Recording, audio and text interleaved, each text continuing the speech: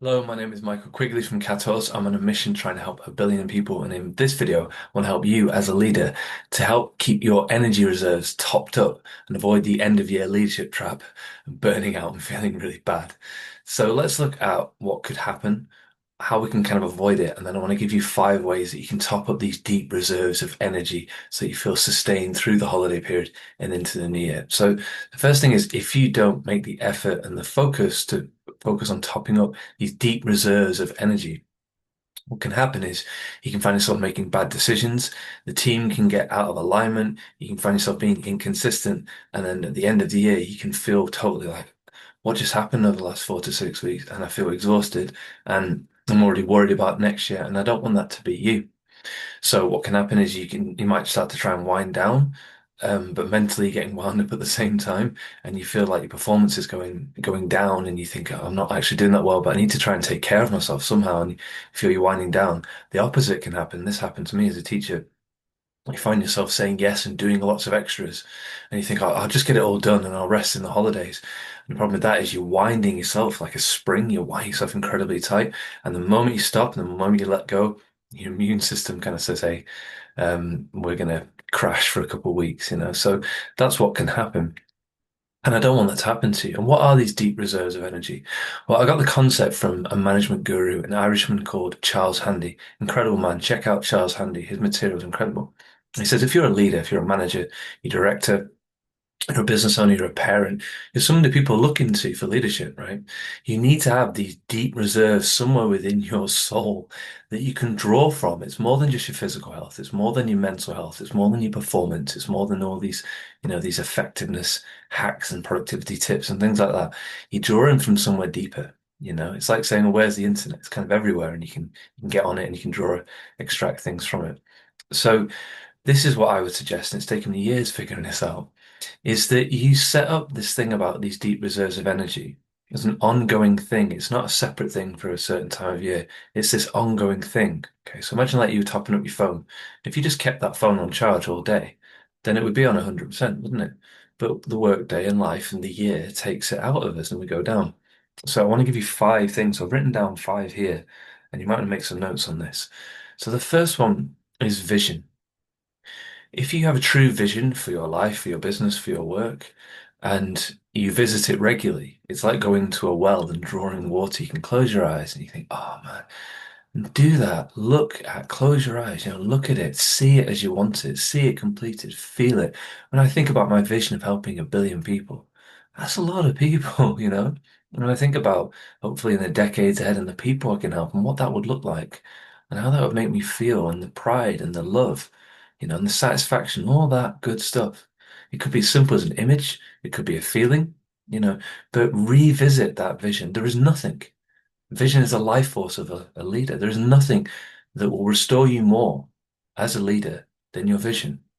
And if you sat there thinking, oh, I don't really have a vision, there loads of videos, loads of articles, loads of blogs, lots of material you can check out to help you with that. I'll put links in this video. So revisit the vision regularly, daily if you need to. Look at pictures of it on your phone. Okay. Don't leave it for another time. Keep focus on that vision. The second one is related to your physical health, right? So I'm not a doctor. I don't try and be a doctor. I don't give medical advice.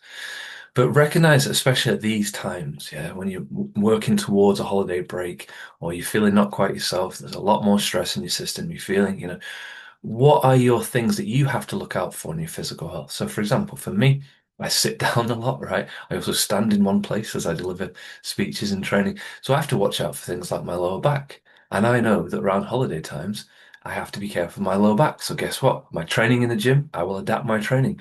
What are yours? Think about yours. Is it that you get chest pains? Is it you get irritable skin? And create a plan for that. You're not being fatalistic, thinking it's going to get worse, but just recognize that. Even if you know you're going to get a cold or a sniffle, then it's not quite as bad when it happens. What tends to happen is, like I said before, you keep going and then suddenly, bang, you've suddenly got these physical things as well. You think, where have they come from? Whereas if you know kind of there's 2 or 3 things, you got your dodgy knee, that flares up when you get stressed, you can take some painkillers or you can go to the doctor or whatever it needs to be. So that's the second thing. Recognize for your physical health in these times of transitions, if you find yourself stressed, take good care of that. And what does that look like for you? The third one is a beautiful one, and it's using self-reflection. So self-reflection is the ability to contemplate either before, during, or after a situation that's not necessarily happening. It's something that happened in the past, something in the future, and you think about meaning. It's what separates us from animals, really, our ability to think back 10 years, go forward 20 years. And so self-reflect on your wins, on your positive things. You might have heard about my happy wall. It's over there. And I put pictures up throughout the year, and I can look at that wall right now, and I can see all these good times. Very easy, paradoxically, as a leader, to be so focused on the vision, you lose the wood for the trees, you know? And how well you've done and all the people you've helped. So self-reflect on that, and that can make you feel really good. Sometimes you just need that positive affirmation, don't you? You're giving it so much to other people. You just hear from one person, "Hey, I really appreciate all the work you're putting in," or, "You're such a good leader. You really helped me feel safe," or whatever it is. So self-reflect on that. Hunt down the quotes. Somebody's giving you a recommendation or review on LinkedIn. Read it. Feel good about yourself. That really helps to top up those deep reserves. The fourth one is an optional one, but for a lot of you watching, it could be part of your life, is a religious or a spiritual practice. So it could be going to the mosque, going to church, or spending time thinking about what's deep and important and meaningful for you. If you're spiritual or not religious, or even if you're not, think about the deeper aspects of life. Whatever that practice is, you might do meditation. Yeah, you might like to go for a morning walk. Whatever that is that you ground yourself on and you feel connected to and a part of life, even if it's just life itself, that can give you some incredible lists. I love that. I think of it like we're all connecting this river of life, we're all part of this river. And I think about water and I think about how water nourishes life and it helps me to feel revitalized. So think about that. Just go look at a river, which links into the fifth one actually, which is animals and nature. There's one of my favorite writers, John O'Donohue, would say, get away from all your projects, go out for a walk and don't think of yourself as citizen number 3576 or director Smith or whatever. Animals and nature go in different rhythms. Spring, summer, autumn, winter, or monsoon season, wherever you're watching this in the world, you know that there's a time for everything when it's hot and it's cold and it's dark, it's light. And when I feel frazzled, when I feel low, and when I feel my reserves are pretty shallow, I go out and look at trees. I spend time with Kochi, my dog, and I remember, like I said before, that I'm part of something, and that tops me up because we tend to be so hard on ourselves and think about productivity and think about these things, and that's important, and they are important. However, the ability to do that comes from not the work itself. It comes from having the energy, the drive, the depth to then put into that work. Okay. So I hope that's helpful for you. Pick just one of those five and start doing it now. Make a conscious effort in these next few weeks, in the run up to the holidays, during the holidays, and then into January or into the new year, whenever you're watching this, into the new start. Yeah. Don't think I'll just keep going and then suddenly this will change and it'll be great. Because what if it isn't? What if the holidays, like a lot for a lot of people, is stressful? You need to have these deep reserves because in the new year, people can be looking to you and you need to be ready. Yeah, and you can be. It's just figuring out the ways that work for you. And hopefully, with this list of five, you've got at least one that worked for you. So I hope you enjoyed that. Hope it's helpful for you.